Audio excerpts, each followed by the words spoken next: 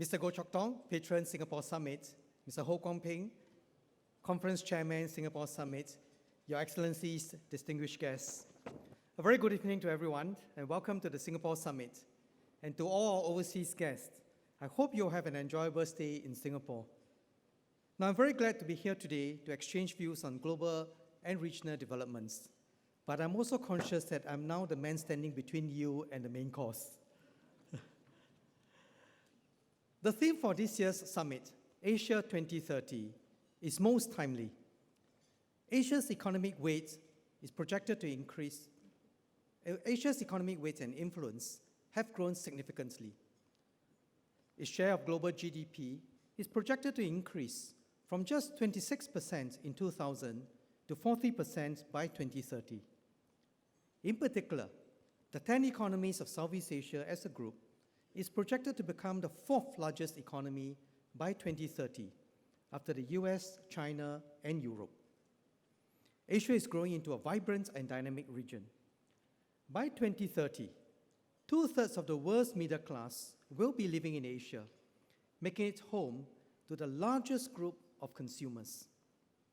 Meanwhile, innovations created by Asian companies are reshaping the economic and technological landscape. The promise of Asia is bright, but not inevitable. It is hard for us to make confident projections into 2030, even though it's just 11 years away.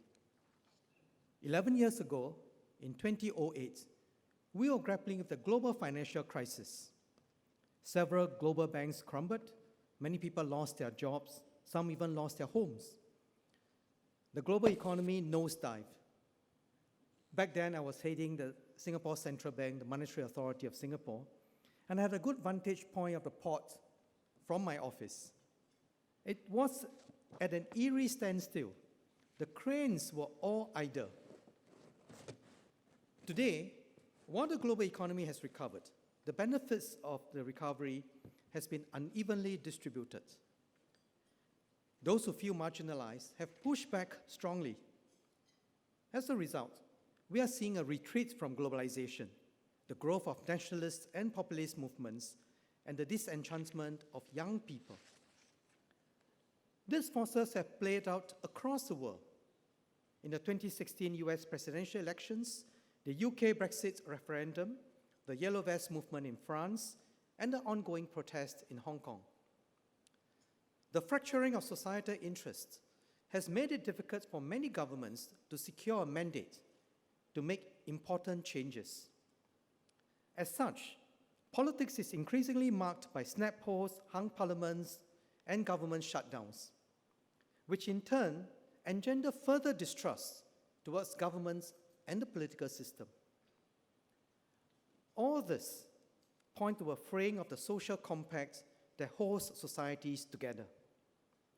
Not only has the relationship between governments and their people changed, the relationship between companies and societies has also altered. This is especially worrying because the global economy is once again at a crossroad. Trade tensions between the US and China continue. The US economy, which was buoyed by a series of tax cuts and concessions, could wane next year. China is also facing slowing growth at a time when total debt has grown to more than 300% of GDP. In Europe, the economy is weak, the effects of slowing global trade are being felt, and the Brexit conundrum is adding to uncertainty. Nearer home, the rest of Asia is experiencing slower growth as global demand and investor sentiments have weakened. Unless some of the fundamental tensions across society are resolved, we will all find it difficult to weather these challenges. It is therefore important for each society to renew its social compact. We need to address, first, widening inequality resulting from globalization and technological advancements. Second, growing intergenerational divide, particularly as societies age. Third, deepening political polarization, made worse by social media. Singapore has so far been spared the full force of these challenges but we are not immune to them. In response, we are renewing our social compact. We do not have all the answers to these complex issues, but by sharing Singapore's experience, I hope to catalyze a discussion on how we can address these common challenges together. Let me start with widening inequality. Between 1980 and 2016, the top 1% of global earners captured 27% of total income growth, more than twice the share captured by the bottom 50%. Globalization and technology have played a big part in this.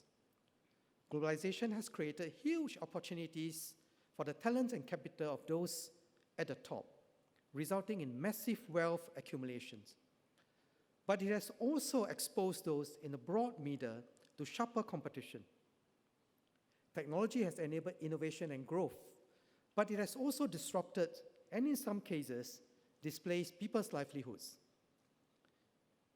Globalization and technology have their benefits, but also costs. If the costs are not addressed, inequality will worsen. And this challenges the very basic premise that underpins every society, the opportunity for every individual to build and have a better life. In Singapore, our response has been to ensure that our economic and social policies go hand in hand so that our people can work for reward and be rewarded for work. To work for reward and be rewarded for work. To enable all to do better, we need a growing economy that creates good jobs for the broad majority. This means staying open to the opportunities from trade and innovation.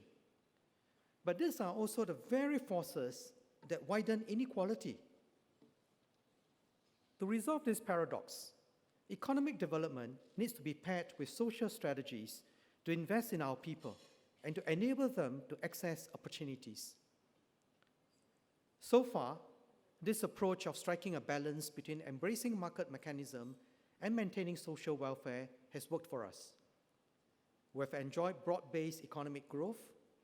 Real incomes for households across all income bands in Singapore have grown over the past decade. And those in the bottom 20% experience faster income growth than those at the top 20%. We must stay committed to investing in our people.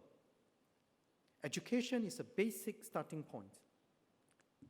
Over the decades, we have invested heavily in education to make every school a good school and to bring out the best in every child, regardless of their starting point.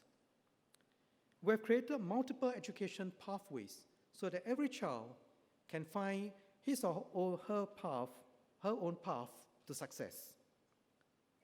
We invest in 10 years of basic education, followed by several more years of tertiary or post-tertiary education. More recently, we are extending our investment at the two ends. On the one end, we have invested significantly in preschool education. These formative years are key to a child's development. Our additional investment seeks to give every child a good start and helps to mitigate inequalities early on in life. At the other end, we're making a significant effort to encourage lifelong learning. Jobs and skills will continue to change faster than ever. So we are building up an ecosystem where workers can pick up new skills at every stage of life. By acting both upstream and downstream, we enable our people to benefit from new opportunities. But we also recognize that a market alone will not adequately provide for everyone in society. So governments have to strengthen social safety nets and set the baseline. In Singapore, we do this by raising the bottoms, not by capping the top. We focus on three key areas of our social policy: housing, healthcare, and education. For housing in particular, our national home ownership rate is 89%. Lower income households are also encouraged to own their own homes. For instance, with housing grants, 85% of households whose income are in the bottom 20% own their own homes. This gives every Singaporean a stake in the country and a share in her progress. We also temper raw market outcomes from employment. We top up the incomes of the bottom 30% of workers. This preserves the incentive to work, which is critical because a job provides not only income, but also dignity and the hope for progress. We sustain this in retirement through additional support for those with limited retirement savings. We have gone one step further for older cohorts of Singaporeans. They started life in the early years of independence, when the economy had not taken off and did not benefit as much from Singapore's progress. So we introduced special packages, the Pioneer Generation Package and the Merdeka Generation Package, to help them meet their healthcare costs for life. These various elements of our social policies are a deliberate strategy to even out unequal outcomes throughout life. We'll make sure that no one is excluded from opportunities because of their backgrounds or circumstances. As economic disruption becomes more frequent, people who suffer setbacks will require concerted efforts to get them back on track.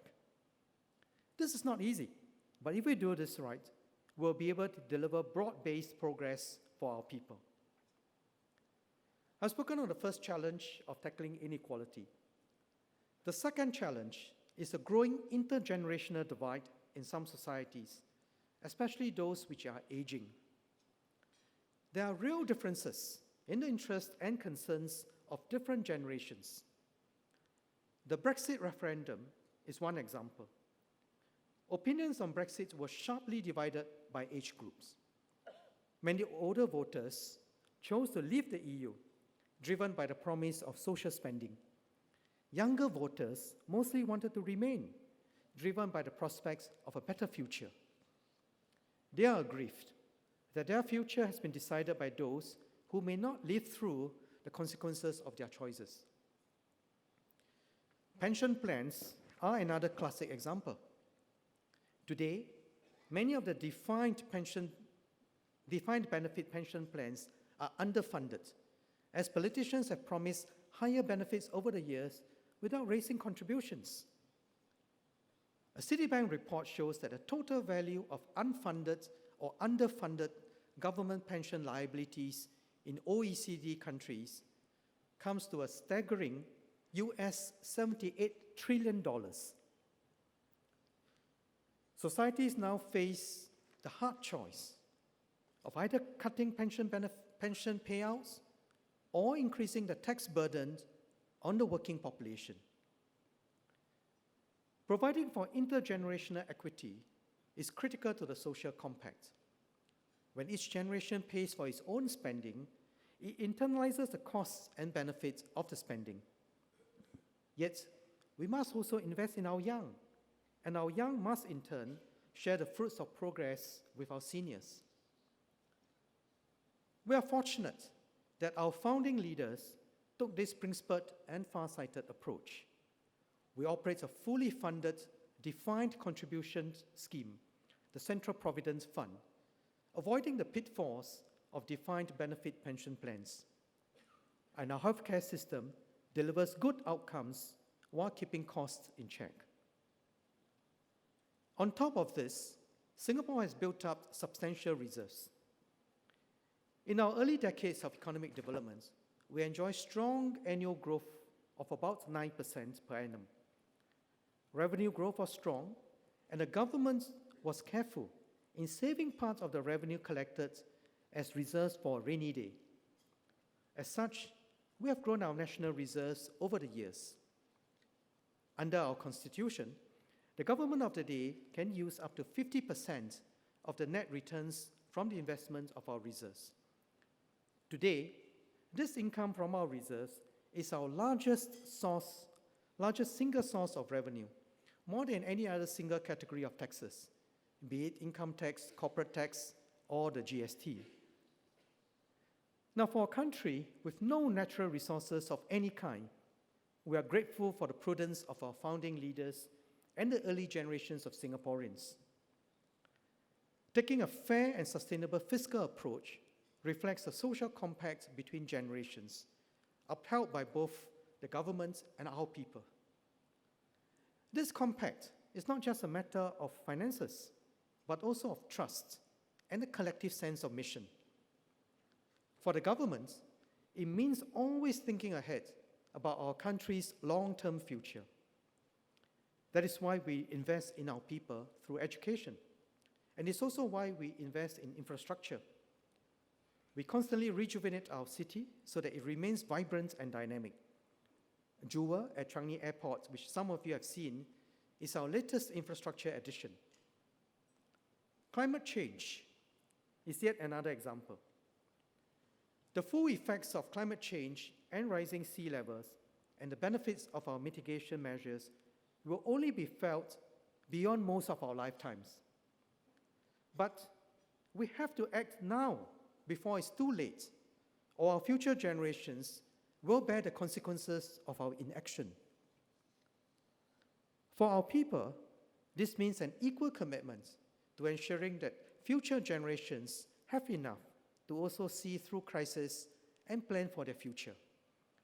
So we try our best to keep politics focused on long-term challenges and opportunities. I've spoken on two major challenges, addressing widening inequality and maintaining the social compact across generations. The third major challenge is the increasing political polarization seen in many parts of the world. We see this in the US, where Republicans and Democrats have become increasingly divided along ideological lines. Similarly, in parts of continental Europe, political polarization has squeezed out the middle ground. Technology has exacerbated these divisions by enabling echo chambers, silos, and fake news. Political polarization is damaging because it pits people against one another and ultimately undermines the cohesion of a country. To arrest this trend, we need to broaden the common space and bring those with opposing views together. In Singapore, we have safeguarded our social cohesion by resisting the political pressures to pander to narrow interests. Rather, we are taking an inclusive approach to bring together all Singaporeans. For instance, we have put in place measures to ensure that race and religion do not divide us. We ensure that there's a good racial mix in all our housing estates to avoid segregation. We enacted laws to maintain our racial and religious harmony and to safeguard the rights of minorities. Our tripartite system is another way to deepen cohesion. Rather than confront each other across the picket line, governments, unions, and businesses work together to grow the economy and share the fruits of progress. This has enabled us to overcome crises time and again. When the 1985 recession hit, the government proposed a 2-year wage restraint and cuts to pension contribution rates. This was not an easy decision, but union leaders understood why we had to do this, and they convinced their members to agree. And in turn, businesses played their part to save jobs. Together, we turned the economy around. Our tripartite model has continued to pull us through difficult times, including the global financial crisis. Our inclusive approach has built a system that rewards and encourages engagement with the middle ground. This has underpinned our unity and stability. But it will be challenging to maintain this course. In a digitally driven economy, increasing returns to scale and scope can sharpen income and wealth disparity. And as our society is becoming more diverse, both in terms of needs and views, old differences will evolve and new divides can emerge between the rich and poor, the young and old, and along ideological lines. This is why I launched the Singapore Together movement several months ago, to emphasize a governance model that brings people of different backgrounds, concerns, and perspectives together to make common cause. to expand the common space for discussion and debate. But more importantly, we want to go from talking to walking the talk. For young people especially, being able to actively shape the future of our nation and playing a part to build this future is key to growing the sense of ownership and commitment towards Singapore. These sentiments are consistent with those of young people all around the world, many of whom are demanding a larger role in civic society and the political process. Societies will need to find ways to harness the energies and ideas of their youth, for they are our future. We must provide opportunities for our youth to work with young people around the world. This will help build better understanding and deepen commitments for global cooperation. All three challenges that I've highlighted, widening inequality, intergenerational divide, and political polarization, undermine social cohesion in different ways. The effects of each will be aggravated by globalization, technological advancements, and aging societies. To address them effectively, each society must renew its social compact, find a formula that best fits its unique circumstances, its own blend of social and economic policies to give everyone a stake, and its own political narrative to reignite the imagination of its people. I've shared Singapore's experience. Many other countries have also embarked on similar journeys, such as France's Great National Debate and Japan's Society 5.0. We can learn from each other. Beyond strengthening the social compact in our country, countries also need to work together to tackle common global challenges, such as climate change, poverty, food security, and cybersecurity. We must not forsake multilateralism simply because the current ground sentiments are shifting away from it. Instead, it is our role as leaders to uphold this system collectively and convince others that this remains the best way forward. This brings me to my final point. More than ever before, business leaders must play a greater role to renew the social order of the countries they operate in and revitalize the international system. Some business leaders have been championing conscious capitalism, the idea that businesses should serve not only their shareholders, but all principal stakeholders, including customers, employees, suppliers, and the environment. Many other businesses have already stepped up to take on greater social responsibility by launching initiatives to support sustainable development goals. And in areas such as gender equality, environmental sustainability, and promoting education and healthcare. These are positive developments. Over the decades, the economic and political influence of big businesses have grown significantly, both domestically and globally. And businesses can do even more to make a difference by working together and with governments to create innovative solutions to improve the lives of everyone. Fundamentally, doing well and doing good need not be contradictory. Finding a way to achieve both will help us unlock the tremendous opportunities of Asia 2030 and to make progress towards the Sustainable Development Goals.